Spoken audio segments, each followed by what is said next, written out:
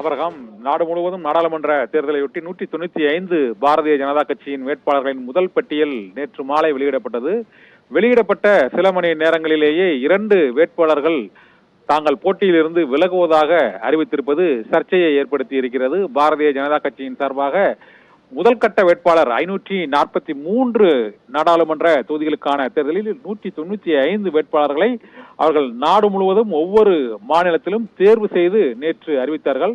அவ்வாறு அறிவிக்கப்பட்டதில் நேற்று போஜ்புரி மொழியில் நடிக்கும் நடிகர் பவன் சிங் மேற்கு வங்க மாநிலத்தில் போட்டியிடுவதாக அறிவிக்கப்பட்டிருந்தது.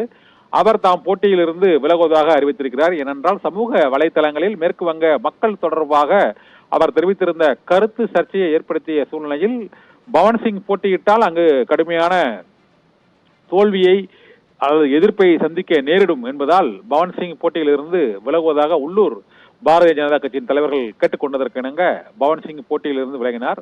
அதைத் தொடர்ந்து இப்போது உத்தரப்பிரதேச மாநிலத்தில் உபேந்திர சிங் ராவத் என்ற வேட்பாளரும் தற்போது போட்டியிலிருந்து விலகுவதாக அறிவித்திருக்கிறார்.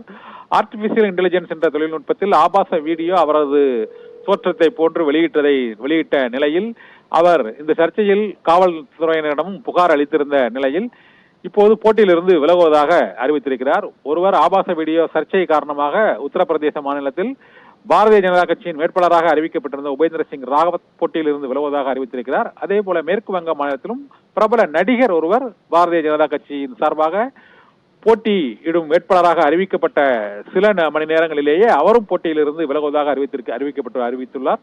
இதனால் 2 வேட்பாளர்கள் ஒரே நாளில் பாரதிய ஜனதா கட்சியின் முதல் கட்ட வேட்பாளர் பட்டியலில் போட்டியிலிருந்து விலகி இருப்பதாக அறிவித்திருப்பது நாடு முழுவதும் சர்ச்சையை ஏற்படுத்தி இருக்கிறது. ஆபிரகாம்.